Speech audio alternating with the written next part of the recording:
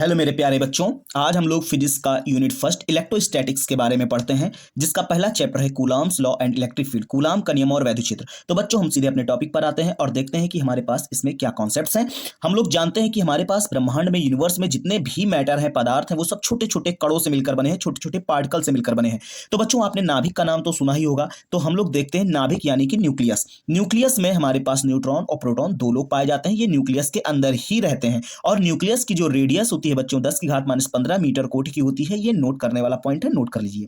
और इसके बाहर इलेक्ट्रॉन्स होते हैं, वो रिवॉल्व करते हैं आउटर सेल में। तो बच्चों हमारे पास इलेक्ट्रॉन, प्रोटॉन और न्यूट्रॉन, ये तीन फंडामेंटल चार्ज पार्टिकल हैं जिनके बारे में हमको पढ़ाई करनी है। तो आइए हम देखते हैं कि इलेक्ट्रॉन के बारे में, न्यूट्रॉन और प्रोटॉन के बारे में। तो इलेक्ट्रॉन जो होता है वो निगेटिव नेचर का होता है और इसका चार्ज 1.6 × 10⁻⁻19 कूलाम होता है। वहीं इसका मास अगर देखा जाए तो 9.1 × 10⁻31 किलोग्राम है। परंतु अगर हम न्यूट्रॉन की बात करें तो न्यूट्रॉन उदासीन होता है, इस पे कोई चार्ज नहीं होता है, ये न्यूट्रल होता है। और प्रोटॉन जो है वो पॉजिटिव नेचर रखता है, इसका वैल्यू 1.6 × 10⁻⁻19 कूलाम होता है। और इसकी मास की बात की जाए तो 1.67 × 10⁻27 किलोग्राम इसका मास होता है। बच्चों ये सारे जो वैल्यूज दिए गए हैं ये हमें न्यूमेरिकल लगाने में काम आती है। बच्चों हम देखते हैं कि इलेक्ट्रॉन, न्यूट्रॉन और प्रोटॉन हमारे पास आगे कैसा हमको व्यवहार करते हैं वो देखते हैं। जैसे कि like charges ripple each other while opposite charges attract each other. मतलब अगर हिंदी में कहा जाए तो सजातीय आवेश, मतलब समान प्रकृति के आवेश एक दूसरे को प्रतिकर्षित और विपरीत प्रकृति के आवेश एक दूसरे को आकर्षित करते हैं। उदाहरण के तौर पर हम देखते हैं बच्चों, हमारे पास अगर एक निगेटिव चार्ज पार्टिकल है तो निगेटिव चार्ज पार्टिकल का नेचर यही होता है कि वो इलेक्ट्रिक रेज, मतलब वैद्युत बल रेखाओं को हमेशा अपने अंदर की ओर अट्रैक्ट करते हैं। और जो पॉजिटिव चार्ज पार्टिकल है वो इलेक्ट्रिक रेज, मतलब वैद्युत बल रेखाओं को अपने से बाहर की ओर, मतलब आउटवर्ड डायरेक्शन में निकालते हैं। ये इनके नेचर होते हैं। तो बच्चों देखिए, जो एक निगेटिव है और ये पॉजिटिव है, ये अपोजिट नेचर है इनके, ये विजातीय हैं। तो इन दोनों के बीच में अट्रैक्शन फोर्स लगेगा, ये दोनों अट्रैक्ट होंगे। लेकिन अगर हम पॉजिटिव और पॉजिटिव ले लें तो ये दोनों सेम तरह के हो गए, लेकिन इनमें अट्रैक्शन नहीं, इनमें रिपल्सन फोर्स लगेगा। वहीं दो निगेटिव हो गए तो इनमें भी रिपल्सन फोर्स ही लगेगा। एग्जाम्पल अगर हम देकर देखें तो अगर हमारे पास ये निगेटिव को हम गर्ल मान लें और पॉजिटिव को बॉय मान लें तो एक गर्ल और एक बॉय में ही अट्रैक्शन होता है बच्चों। एक बॉय और बॉय में अट्रैक्शन नहीं होता, ना कि एक गर्ल और गर्ल में अट्रैक्शन होता है। तो इस तरह से हम समझ सकते हैं कि हमारे पास लाइक चार्ज पार्टिकल हैं वो रिपल करेंगे और opposite charges attract each other. मतलब अगर समान तरह के दो हैं तो वो प्रतिकर्षित करेंगे और विपरीत प्रकृति के हैं तो वो आकर्षित करेंगे। बच्चों आगे हम लोग देखते हैं कि कंजर्वेशन ऑफ चार्ज क्या होता है, आवेश संरक्षण का क्या सिद्धांत होता है। Charge can never be created nor be destroy, मतलब आवेश ना तो पैदा किए जा सकते, उत्पन्न किए जा सकते हैं और ना ही तो नष्ट किए जा सकते हैं। यही हमारा आवेश संरक्षण का सिद्धांत है। अगर हम देखें तो हमारे पास जैसे क्यू एक चार्ज पार्टिकल प्लस का है और एक माइनस का है, तो उनका जो रिजल्टेंट निकलेगा वो हमारे हमेशा कंजर्व्ड होगा, संरक्षित होगा। बच्चों it can only be transferred from one body to another. आवेश केवल एक वस्तु से दूसरे वस्तु पर ट्रांसफर किए जा सकते हैं, लेकिन वो कभी नष्ट नहीं किए जा सकते, ना वो पैदा किए जा सकते हैं। Charges neither can neither be created nor be destroyed, ना तो आवेश उत्पन्न किए जा सकते हैं और ना ही नष्ट किए जा सकते हैं। यही आवेश संरक्षण का सिद्धांत है। The net quantity of charge is always conserved, मतलब आवेश की जो नेट क्वांटिटी होती है वो कंजर्व्ड होती है, आवेश कभी नष्ट नहीं होते। तो बच्चों ये था आवेश संरक्षण का सिद्धांत। अब हम लोग अपने अगले टॉपिक पे आते हैं। The smallest unit of electric charge, मतलब चार्ज का जो सबसे छोटी यूनिट होती है वो होती है, उसकी वैल्यू होती है 1.6 × 10⁻⁻19 कूलाम। वो एक इलेक्ट्रॉन के बराबर ही होती है। The smallest unit of electric charge is the charge of an electron which is approximately 1.6 × 10⁻⁻19 coulomb. मतलब इलेक्ट्रॉन जो होता है वो आवेश की सबसे छोटी इकाई, सबसे छोटा मात्रक होता है।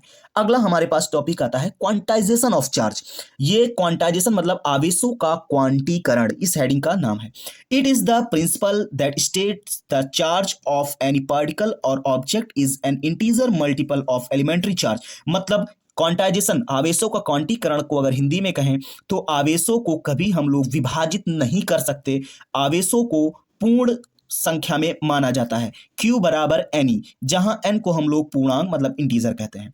बच्चों आवेशों को कभी हम तोड़ नहीं सकते। जैसे हम कह दें कि हमारे पास चार्ज 2 इलेक्ट्रॉन है, 3 इलेक्ट्रॉन है, तो ये तो वैलिड है। लेकिन अगर कहा जाए 0.2 इलेक्ट्रॉन है, 0.3 इलेक्ट्रॉन है, तो ये हमारे पास गलत चीज है, ये हम नहीं बोल सकते हैं। तो क्वांटाइजेशन ऑफ चार्ज, आवेशों का क्वांटीकरण, ये कहता है कि आवेशों को कभी हम तोड़ नहीं सकते, विभाजित नहीं कर सकते। बच्चों अगला हमारे पास टॉपिक आता है कूलाम्स लॉ।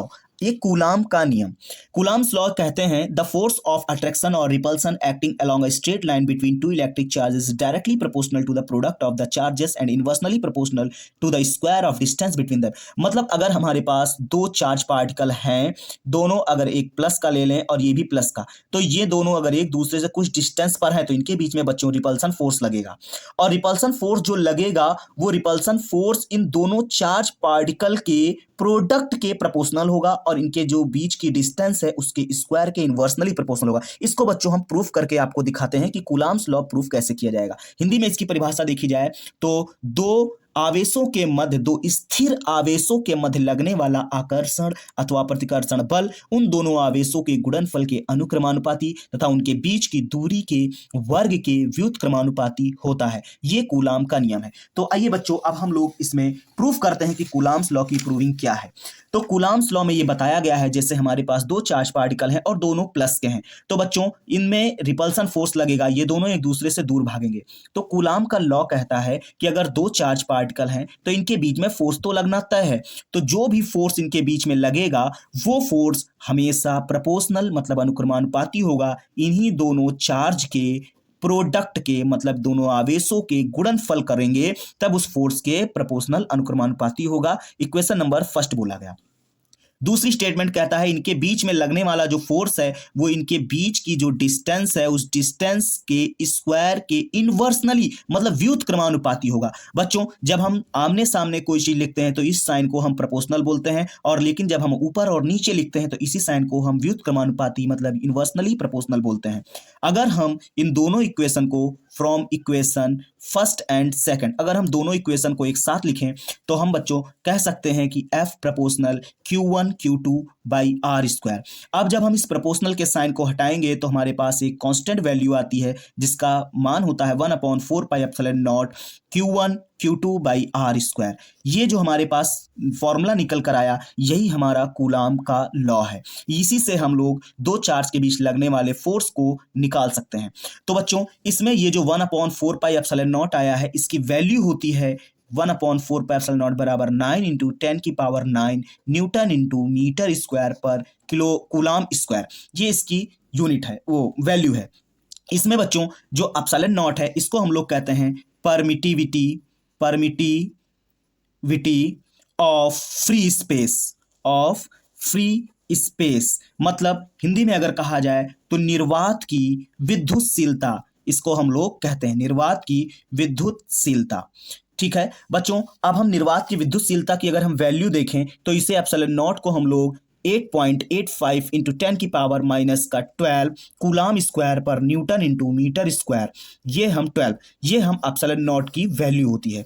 बच्चों अगर हम इसी में एक नोट देखें तो अगर हमारे पास दो चार्ज के बीच में Q1 और Q2 इनके बीच में अगर एयर भरी है तो हम फॉर्मूला अप्लाई करेंगे 1/4 pi epsilon naught Q1 Q2 by are square. और अगर इन्हीं दोनों चार्ज के बीच में कोई मीडियम है तो मीडियम अगर भरा हुआ है तो हम फॉर्मूला लिखेंगे F is equal to 1/4 pi epsilon naught K Q1 Q2 by are square, जहां पर K को हम लोग कहते हैं dielectric, K is equal to dielectric constant, मतलब हिंदी में कहते हैं परावैद्युतांक।